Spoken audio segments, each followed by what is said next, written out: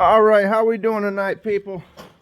Tonight I've got some news and some reviews and things you may want to see regarding the W250 build, 86 Dodge Ram. My baby. I know you're probably going to want to get some of this information if you're doing any DIYing. So let's bring you down to the real action that says we, the DIYer, can get her done. We don't need to hire it out.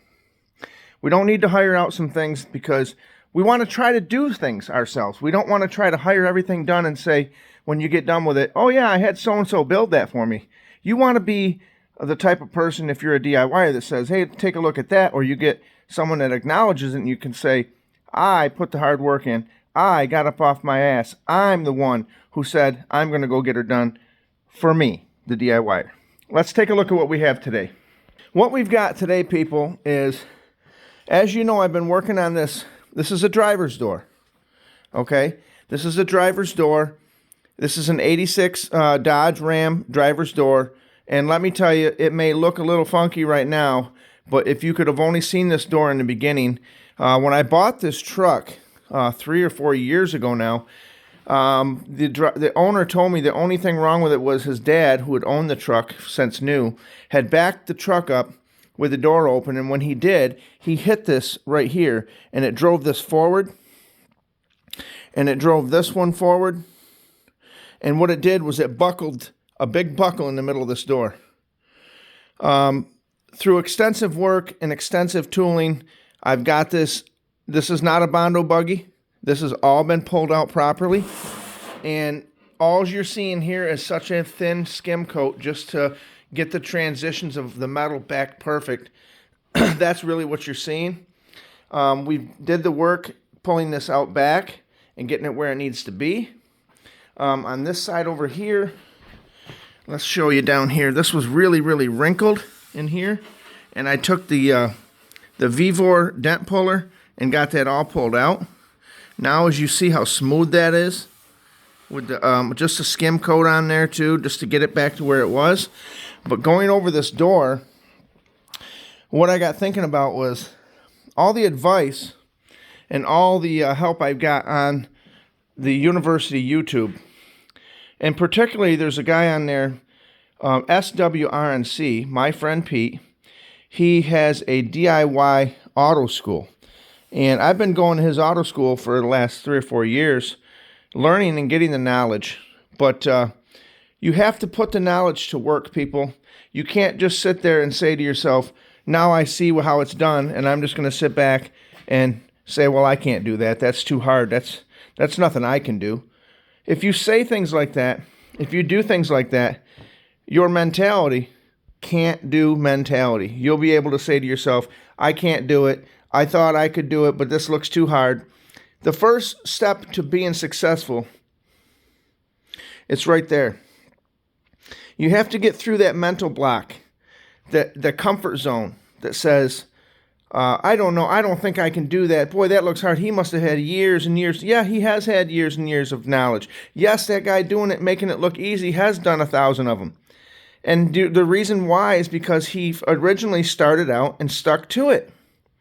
You need to have some kind of a situation that, in your brain, a trigger that will trip and say, I'm going to do it no matter what, I'm going to do it. And then if it's wrong, we'll go ahead and correct it. But you're never going to accomplish nothing if you don't at least give it a try. You only fail. I've always said this. You only fail if you never try. You're not a failure if you've done it and it don't look perfect. You're training. You're training yourself to do it right. And we all know if you're not going to do it right, what that means. Do I need to say it again? All right. So what we've got here is a door that says the average person is going to go out and they're going to buy blocks for this, right? They're going to buy Durablocks, and they're going to get the door pretty straight, for something to get the body work down. The Durablocks will do okay. All right, and let me see. I do have an example of one over here. It's right here somewhere. Let's see. Durablocks have their place in the body repairing situation. And let's take a look at what we've got here, people. So this is the Durablock, right? As you can see, I'm holding it with 2 fingers. It's like a foam. It's very, very lightweight. And in order to, if you wanted to get down on this and push on it, it does. It works good. It takes the material down, and you get a pretty good job with it. But what I did is I went out and purchased these here. These are called Black Diamond. This is the hottest, the greatest, the latest block sanding tool that's out there in the market right now. And I want to show you a situation here that says why these ones are $69 for a set of 4 or 5 or 6 of them. I forget how many's in there. And then these here are $200 for this set. And in this set, you get this one, and you get this small one here, this little 8-inch one. But let me explain to you why they're $200. This one here, take a look at this. I can't pick this up with 2 fingers. I can't do it.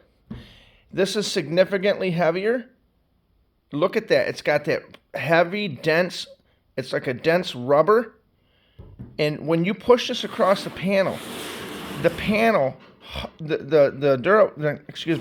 block, unlike the DuraBlock, hugs the panel.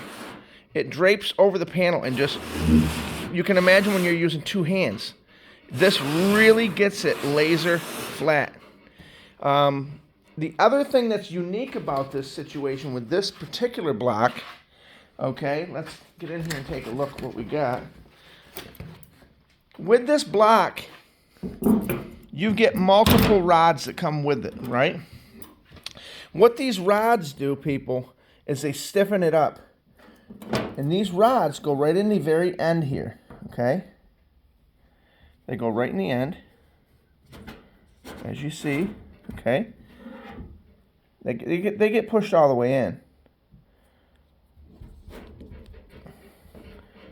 But you can stiffen this up to the point, if you were to put all 3 of those, you can put 1 in, you can put 2 in, or you can put all 3 in, okay?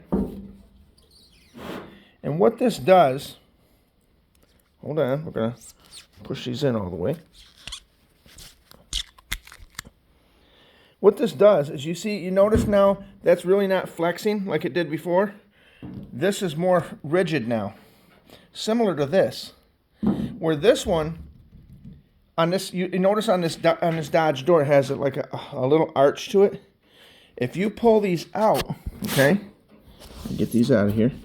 They come in and out real easy. Okay. If you pull those out, we're going to put them right back. This way here, I know where they're at. Okay. If you pull those out, this thing, look at this. It hugs that angle.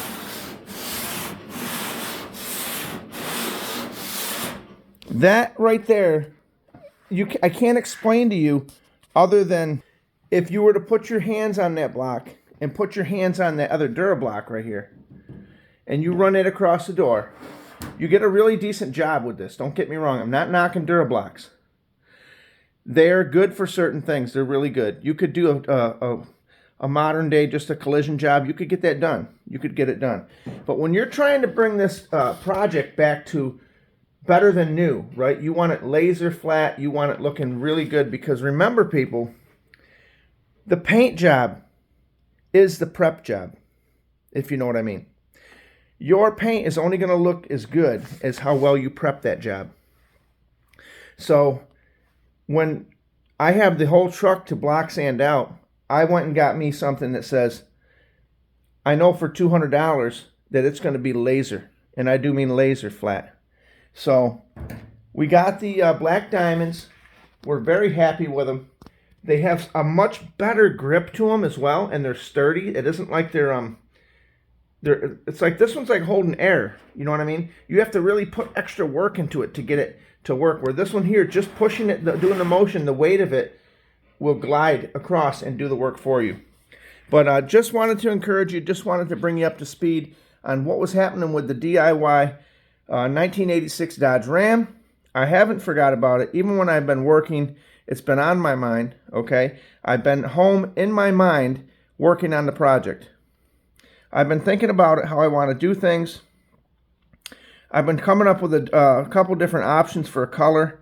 I was going to go with the bone white, but I looked at one the other day, an old school first gen all white, and it did look pretty killer, don't get me wrong.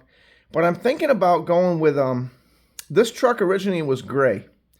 And I'm thinking about not going with that light gray like they had, but actually more of a charcoal or a gunmetal gray. But that's still up in the air. I'm not sure. The cab, like I said, the cab is ready to go. It just needs to be, the interior needs to be block sanded and with a 320 and just enough to rough it up so I can put some epoxy primer on it. This door is pretty much ready to go. I just got to do there's a few little spots here I noticed. Let me show you. There's a little bit of a pock right here that I just need to get some putty on. It's not bad. There's one here. Okay, just a little spot. All up through the door, I got this perfect in here. All up through here, I got this really nice. And as you know, this door originally had these little welded tabs on them for the moldings. Well, we're not going to do that trim. We're not going to put that molding on there. We're going to go with the lower moldings that I have. I have some ordered, so the lower door moldings. And the thing is, I've got all that stuff it needs to be put on, but it's going to be done after the truck is fully painted. I went out today and I looked at the frame. I pulled all the snow off of it. We've had some snow here, people, about a foot, 14 inches or so. And what I did was, this time of year, that when the sun is high and it's bright out, it don't take long. That snow's just about almost gone. In one day, a foot, maybe a little more than a foot, is almost gone. All the roofs are cleared off. Everything's ready to go. So spring is here. It's almost ready to spring on us. And what can I say? The other thing I did is I went and got these rolls of, what is this? I'm trying to think of the name of it again. It's something like Armor or something. Anyway, I got this new tape that comes in a big roll right here. Or not tape, it's sandpaper. And I got 36 grit. I got a couple of those. I got some 80 grit, and I got some 180 and 320. So we have enough to get this truck in good shape. And I just wanted to give you an update on the door. I wanted to show you what I was doing out here. And we really got to put this in primer as soon as we can. For now, I've got some self-etch primer I'm going to throw on the bare metal spots. And then when it gets to a point where it's warm enough out, I'm going to turn around and put this in epoxy primer. And then we're going to put a couple wet coats of the 2K high build primer. And we're going to do the cab as well. I want to get the other door up here maybe tomorrow. And I'm going to see if I can't get it in a position that says we can get that one ready. That one has no damage to it. It just needs to be sanded down. So if we can get the doors, if we can get the two doors and the two fenders and the hood done before spring has sprung. Remember, people, I haven't been sitting around. I got that entire dash done on the cab, all the electrical harness, all the clutch pedals and assemblies. That's a big step. Believe it or not, that's a big step. Imagine in the spring when I have very limited time, or in the summer when I take my vacation and I got to turn around, I got to put all that stuff in the truck yet. It's already done.